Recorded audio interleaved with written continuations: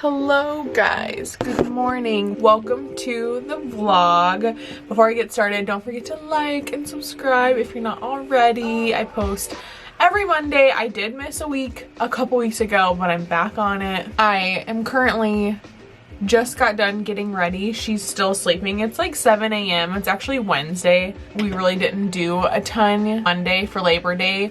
We went to Flagstaff last weekend. It was beautiful. I'll insert a reel that I made on Instagram here. All these little things you do to me, I hope you know you're home to me. With your hands around my heart. And after it was just beautiful weather. Me and Lily went on like a little solo nature walk, literally just down the driveway, down the street and back. Like the elevation there is so intense. Like, and then I'm adding like a 15-pound baby on me. It was like very hard. Don't know what we have planned for today. I just got some makeup on. I actually recorded while I was doing my makeup, but I felt like I was just rambling. So I don't know if I'm going to include any of that because it was just a lot of nonsense. But I'm gonna get dressed real quick because I think she's waking up.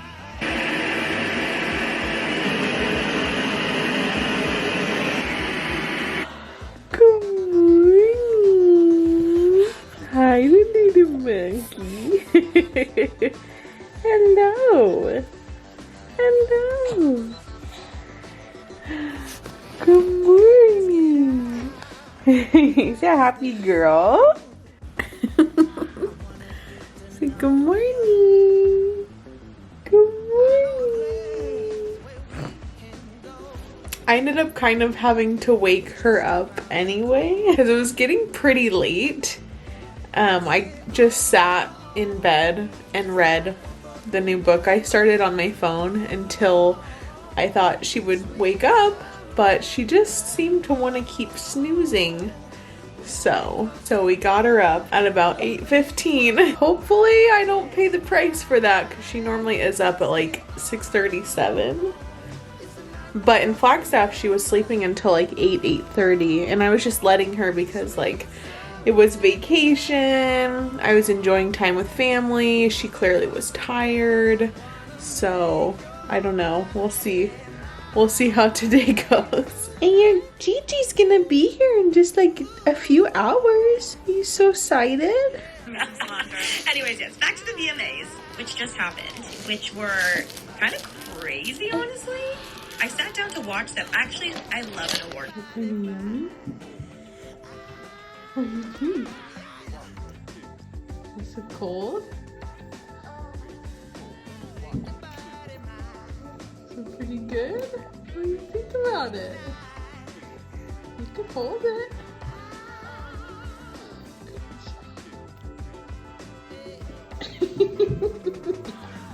Just get it everywhere.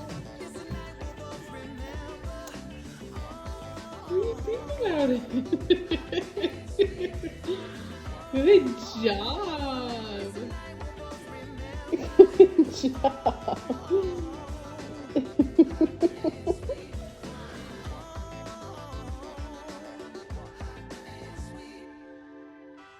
Okay, she is asleep for her first nap. It's like 10 o'clock. So I'm gonna get some kind of workout in. I just need to move my body, get some blood flowing, my muscles pumping, something, like literally anything. I don't care. I'm gonna start on the treadmill, and if she doesn't wake up and if I feel like it after 20 or 30 minutes or whatever, I'll probably do some body weight stuff, or we have some dumbbells and bands. I don't know. I'm not gonna record it because I need to like get in, get out. So, but that's what I'm gonna do right now. Oh, my mom's gonna bring us Einstein bagels for lunch, so I don't need to worry about cooking anything afterwards. I think I can make it to 12 o'clock. But all right, I'm gonna work out.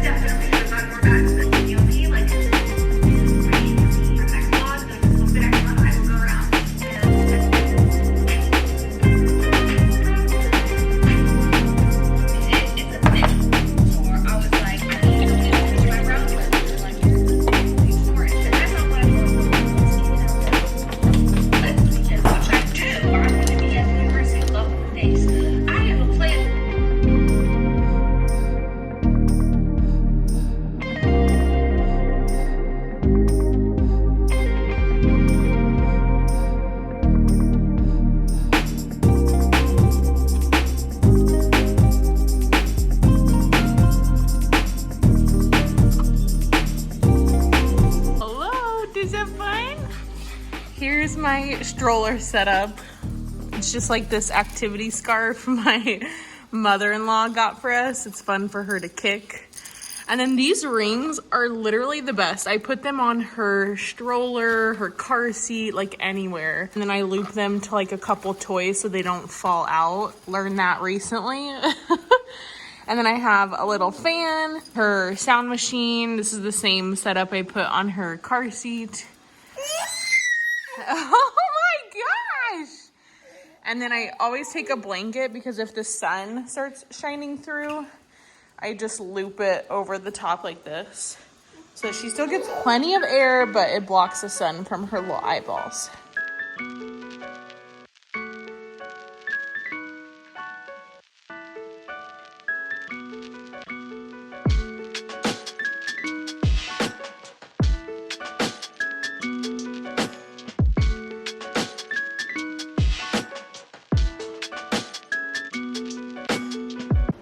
Oh my god, this is not even gonna do it justice. That is the biggest freaking bug I've ever seen. Look at it just in comparison. Look at it compare. Oh my god, I can't even get a good freaking.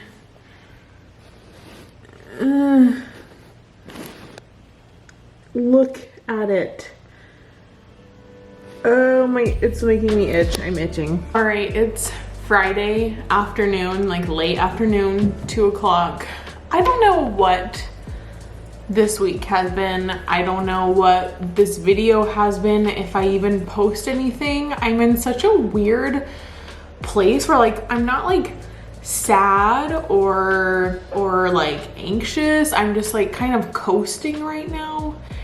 And I'm just not finding any motivation. And I'm like, sometimes I wonder like, why am I posting YouTube videos? Like, what is the purpose? What's the point? I committed to like an upload schedule because it's something creative to work towards, something to do every week. Being a stay-at-home mom, I feel like I've kind of lost myself a little bit. I'm kind of searching for who I am now as a mom.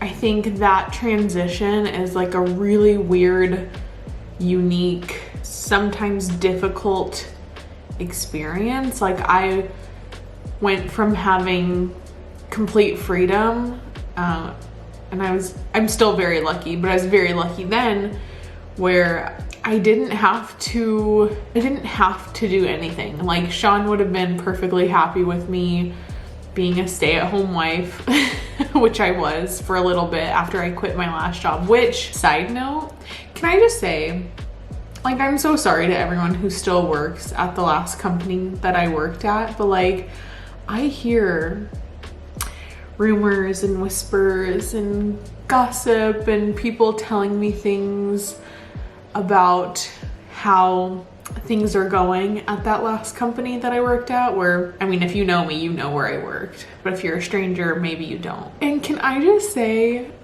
it is like so satisfying to know that I got out of there. And not trying to like brag or anything, but I kind of started the train of people leaving that hellhole. It was, okay, my battery or my memory card was full, so I had to delete some stuff real quick. But it is so satisfying to know that I got out of there, and I was like kind of the first of many to quit afterwards, because it is such a toxic, money hungry establishment. Beautiful and put together. I do. Hear that? Slow. She's taking a nice long nap. She's been down since like 1. Oh, my train of thought. It's fleeting these days. Don't put that in my face. I will. Like I was saying, I was kind of the first to like lead that wave, because it turned terrible, and it should have been a red flag to me that I was getting promoted so quickly and so consistently. I mean, I started at an entry-level therapist, and in like a year's time I was running my own center. And at the time it was very how should I say that? It was very, I don't know, motivating. It made me feel really good about myself. I've always been like a very strong worker. I don't typically do things half-assed, especially in somewhere where people are relying on me. I really don't like to ever let anyone down. Like I literally at this last job that I'm talking about showed up with bronchitis or something crazy. I'm pretty sure it was COVID before like COVID happened, but like I should not have been leaving the house and probably was very contagious, and they ended up sending me home. But like I always would push through. Like I showed up no matter what. My mental health took such a dive, like one of the lowest lows I've ever had. And I say all the time still, I'm like, the worst days postpartum don't even compare to like the worst days at this last job that I worked at. Like, does not compare. The people that I worked for were two-faced isn't even a sufficient adjective. Like, oh, and I know if anyone's watching this that used to work there is like, their mind is going crazy, because just wild. The things that I heard about these people saying about me, about the center that I was running. I'll say this, I was a good boss. I was a very good boss. I was a very good manager. All of my therapists and my team, I would say 99% of them really respected me and loved me, and that's because I was a terrible employee. And I say that because if I did what they wanted me to do, I would have wrecked all of my rapport with our families that we worked with and all of our employees, which they didn't care about because they cared about numbers. That was literally it. And my numbers were terrible, but I had great morale. And that's not what they care about, clearly. Anyone who works there now could tell you that is fact. They do not care. They do not care about their employees. They really don't care about their families. Maybe a lot, I'm sure a lot of the therapists and BCBAs and things, I'm sure a lot of those people do care. But as like a center manager there, you're not allowed to care about the families because it is so numbers driven. And here's the tea. They were, oh man, during the pandemic, I don't know what, I think I just need to vent about this because it still haunts me. It's like, the word traumatizing is so dramatic, but it was kind of traumatizing.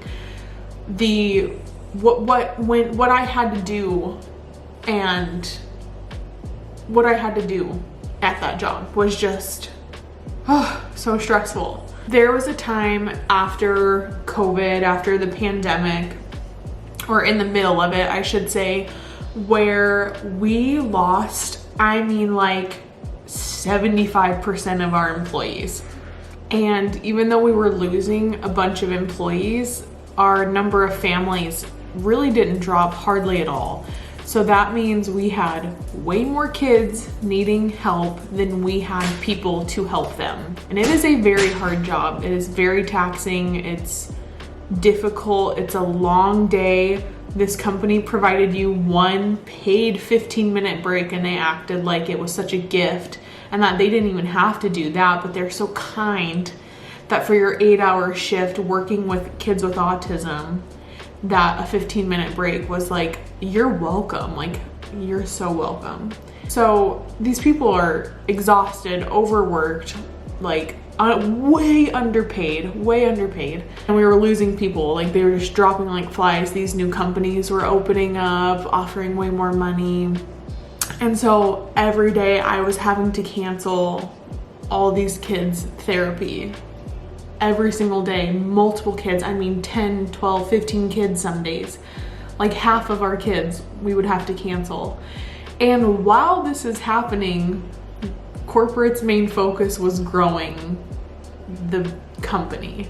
So in Arizona, I think when I worked there at the time, we had like 6 locations, and they were going to double it in like 6 to 12 months. That was like kind of their timeline, which it was insane. And they just kept saying like, oh, you just have to keep hiring, like just keep hiring, it'll turn around, like trust me, that like we'll need it soon. They can't keep anyone. They can't keep anyone. So, you know, not to get into too many details, which I feel like I've already, oh my god, if my old boss sees this, she would die.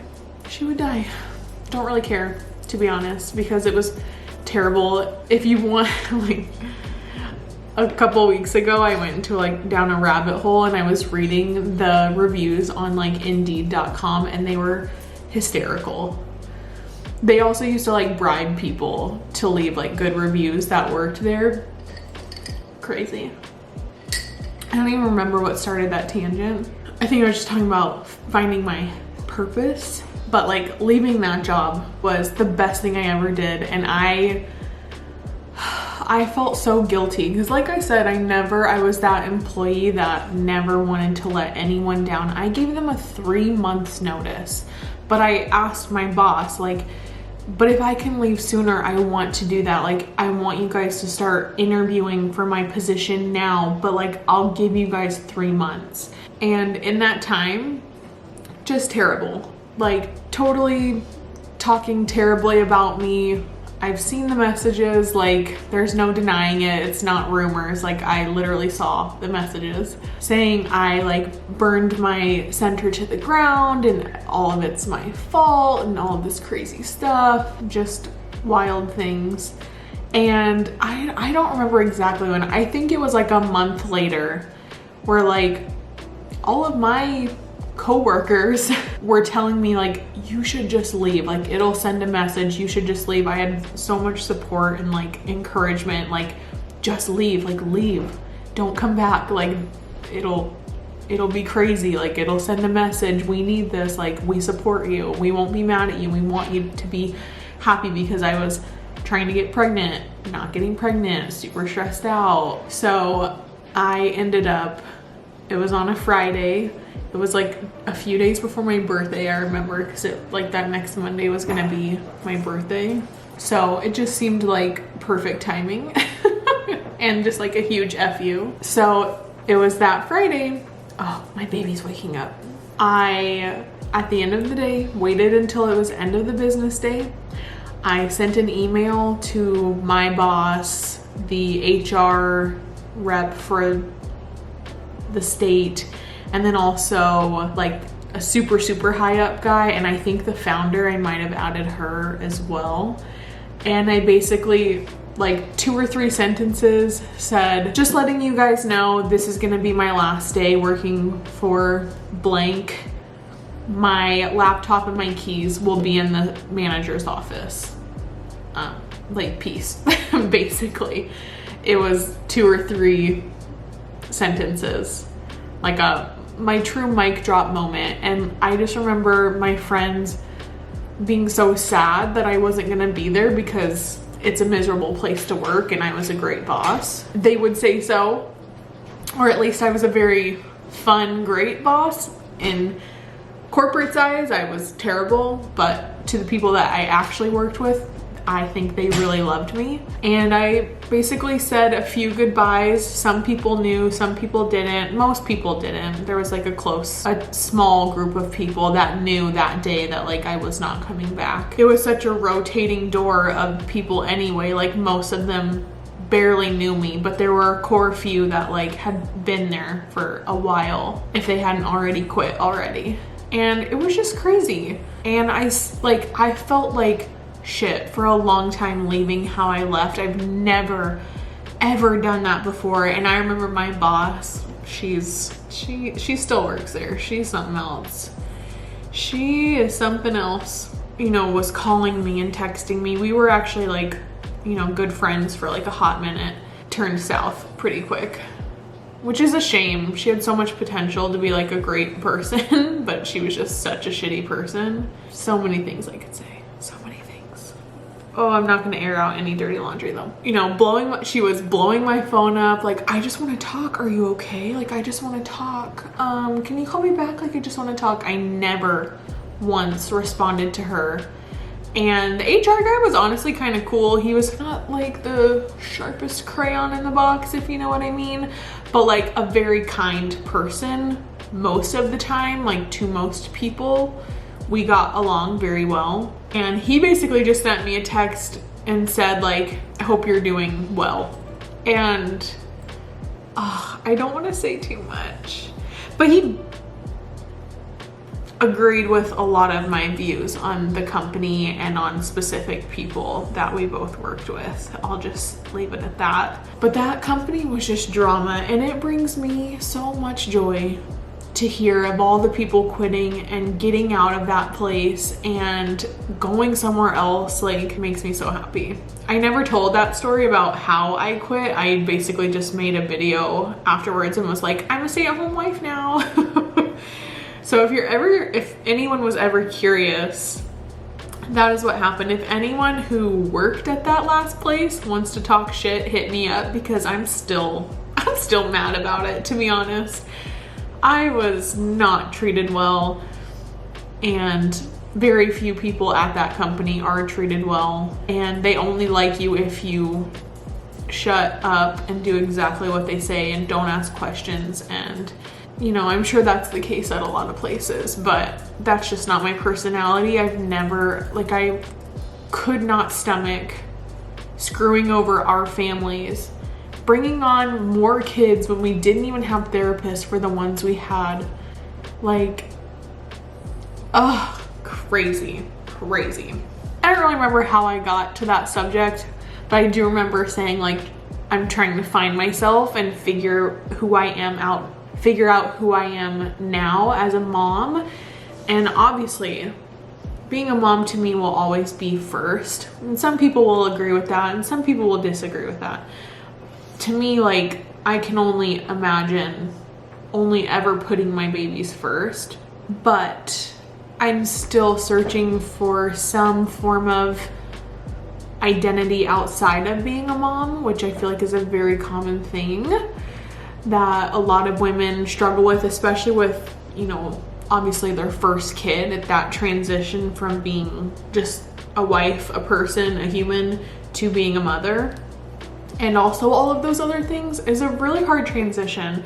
And I'm doing great, I really am. The first 2 to 3 months, honestly, for me were really hard. Maybe it was harder for me than it was for a lot of people, but people in my close circle, other moms, were like, no, you are not alone, trust me, like, this is a pretty universal experience. Like, sleep deprivation, hormones, all of those things are brutal on your soul, like on your body. And then also all of the mental changes that come with it, you know, trying to find yourself again. And I feel like I'm starting to do that. I'm starting to, you know, making videos, posting on here, even though like I get pretty much no views. It's very like cathartic, very therapeutic for me, and I really enjoy it. But sometimes I don't feel like posting, but I keep pushing myself to. And I don't know if it's because I, you know, would love for this to become something like a job, lead to something else. Like, I don't know. I guess I don't really know what to expect or what my goals are with this, but I do really enjoy it. I enjoy filming. I really enjoy editing when I have the chance. It's very hard. I know my videos are not super edited like they used to be, and maybe people aren't into that, but I enjoy doing this. But it does get hard when I'm just kind of lacking motivation and I don't feel like talking, and I just am distracted by my baby and I just want to pay attention to her, and every moment I'm with her I just want to be really present. And sometimes that's hard to do when you're the primary caregiver and basically my whole day is focused on her. And especially with like a 4-month regression, it's very hard to prioritize anything else other than your baby and sleep. So I don't know. I don't know if there's really a point to this. It just feels good to like vent and chat and get some things off my chest. Talk about my old job, which I have so many stories. Whew, so many stories.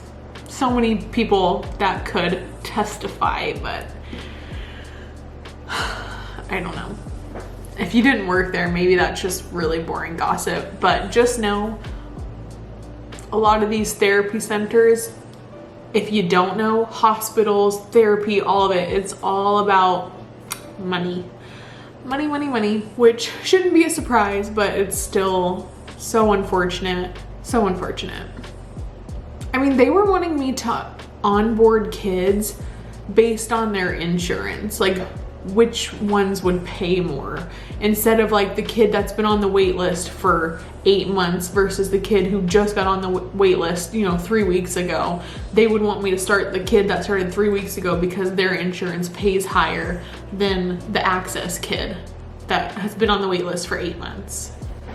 I can't, and like not to be like, I'm so moral and blah, but like my moral compass was like, I can't do that. That's so wrong. Anyway, thought I was done talking about it. I guess I'm not. Yeah, I don't know. I guess I just wanted to check in, get some things off my chest. I feel like I like to just talk out loud, and I feel a lot less crazier talking to a camera than just talking to thin air, which I do that too. And you know, my baby's cute, but she's not a great listener yet, so this will have to suffice. Anyway, I'm sorry this video is like weird and super not cohesive and all over the place and just random clips of things. Like, I don't know, I'm trying to get back on track and have like certain things I want to accomplish in a week, but this week was just not one of them. So I apologize to anyone watching this. Thank you so much. Leave me a little, I don't know, a red heart if you made it to the end of this video. I'm so curious, like, who was watching this? But I love anyone who is still watching this. Like, I don't know why you like this content, but I'm glad that you're here, because I would feel really crazy if no one watched this. Yeah, anyway, thank you for watching. Don't forget to like and subscribe, and I'll see you guys Monday, probably. Bye.